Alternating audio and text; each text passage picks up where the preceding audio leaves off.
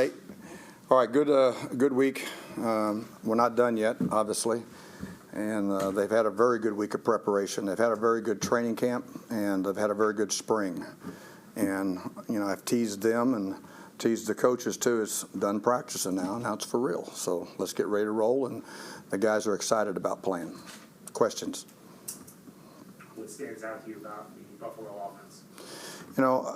That tree of coaches, I think Brian does a very good job with that, and the quarterback has a tremendous arm. And when you think that you're out of range, he can still reach it.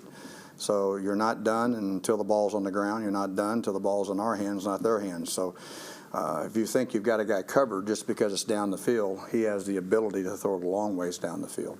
Plus, he runs the ball very well, too, and I think their design run game has been good, too.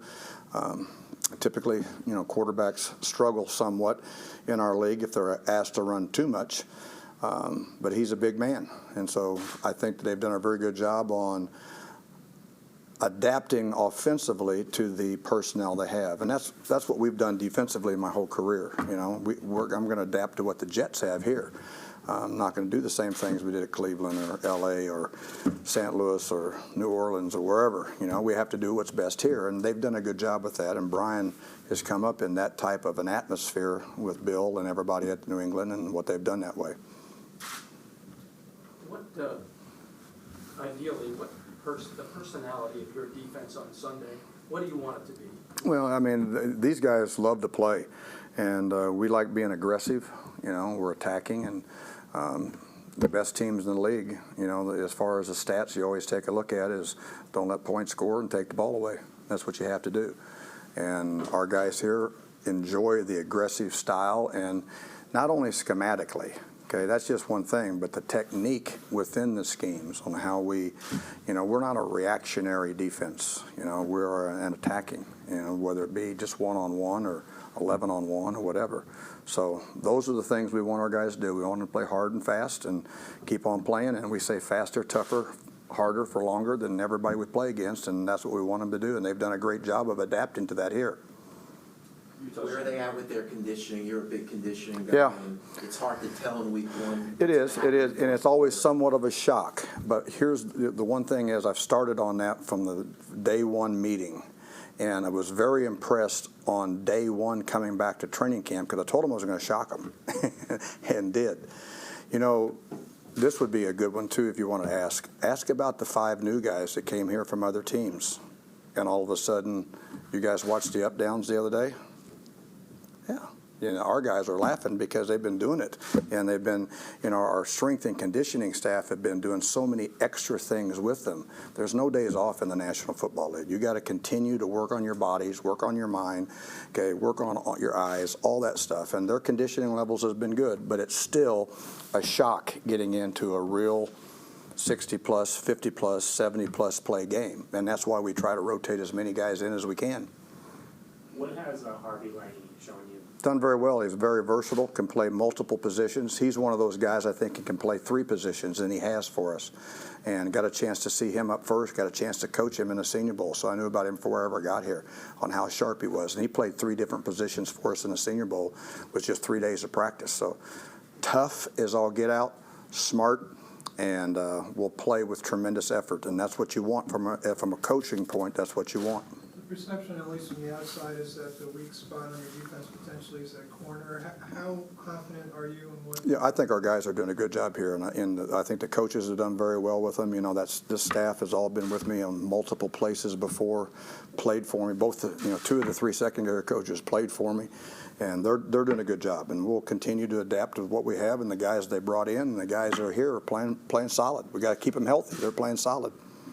Greg, about that though, the deficiency at corner, perceived or real, whatever you want to call it, part of the answer, not just from fans and some in the media, but even from in this building is, but we have Gregg Williams and he'll figure something out.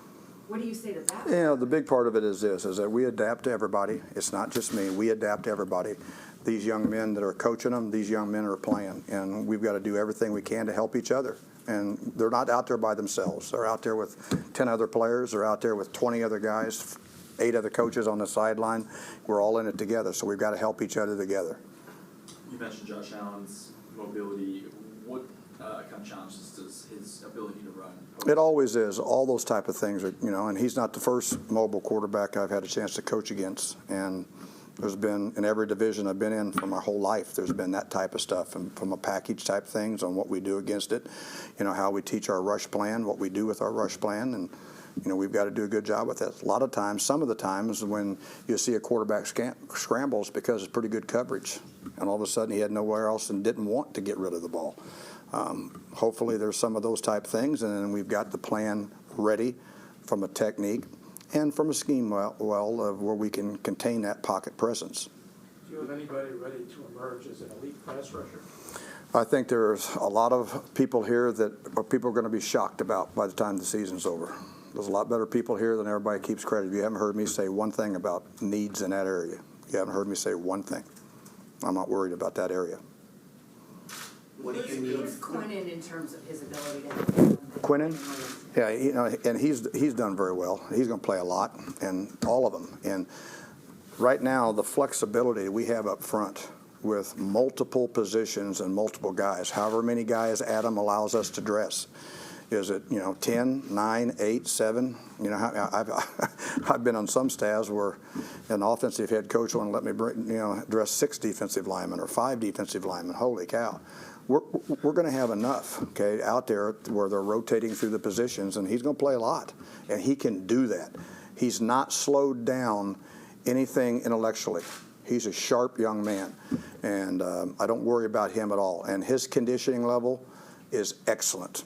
And when he came back, when the short amount of time he was out, and you guys saw when I tried to shock him in front of everybody with the up downs, and he was laughing at us when it got over with because he was ready for that conditioning part of it.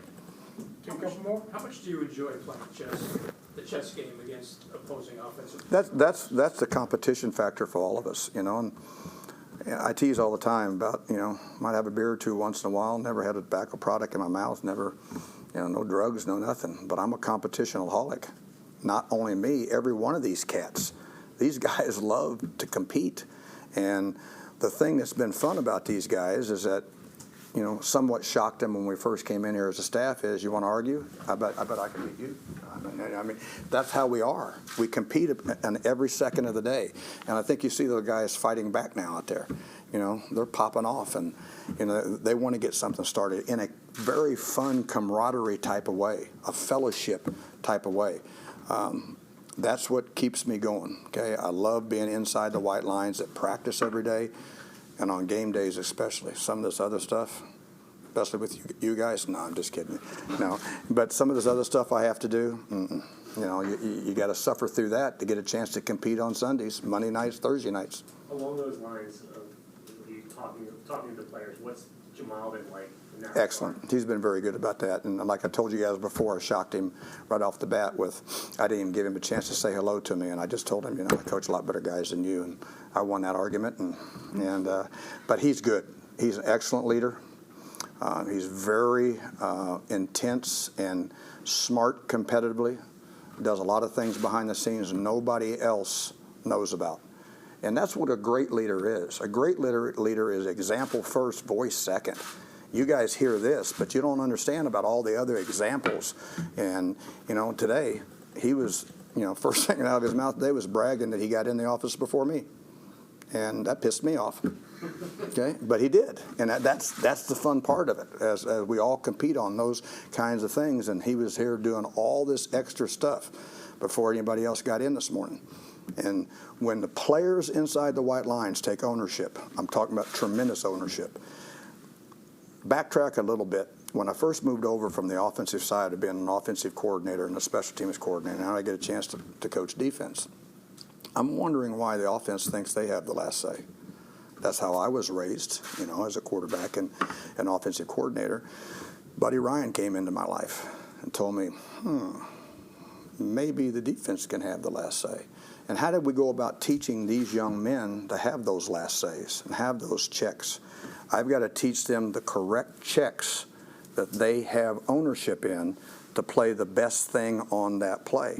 Within almost every call we have, there's a check system that they own out there. And it takes a while for them, their eyes are like this, holy cow, I've got to learn all that. But then it's not that much. And so now they're taking ownership of that, and that's why Jamal's in here so early, so that he knows that, hey, I got a coach too. Yes, you guys who can get the opportunity. Our front, our defensive front, it's one of the smartest groups entirely. Those guys conceptually can pick up all those things. And when you see them all of a sudden turning around in the back and they're checking things before the guys check it for them, that's good. We got good things going on when that happens. Last one here with Serby? Oh, last one? Yeah. Unless you want to pass it to someone else? No. Why do guys tell me in the locker room that they would, what is it about Gregg Williams that players say, I will run through a wall for him? I say what I mean what I say, and hopefully you all, they do too, is that you don't like fake, phony people, you know, and not fake and phony. And they understand that I came to grips many years ago that I got placed on earth to mentor young men, especially young men who don't get things correctly, and can convince them to take ownership and do it. And we're in this together. It's not me versus them. It's us at all times. It's we at all times. And they quickly, find that out. And once everybody salutes and does everything the right way, and they just want to know that, hey, everybody's expected to be this way. And it's not easy for a Jamal, a CJ, a Mac, you know, our three captains on defense, Tez, special teams guy too. You know, if you want somebody to listen to you, you better set the right example. If I want somebody to listen to me, I better set the right example. And every single day, that trust and that respect is earned, not given.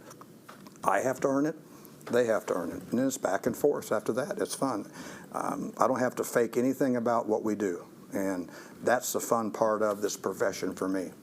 When I get, you know, when I can't walk into a room anymore or walk onto a field anymore and get someone to pay attention to me, adios. I know it's something else to do. Maybe I'm going to go take one of your jobs.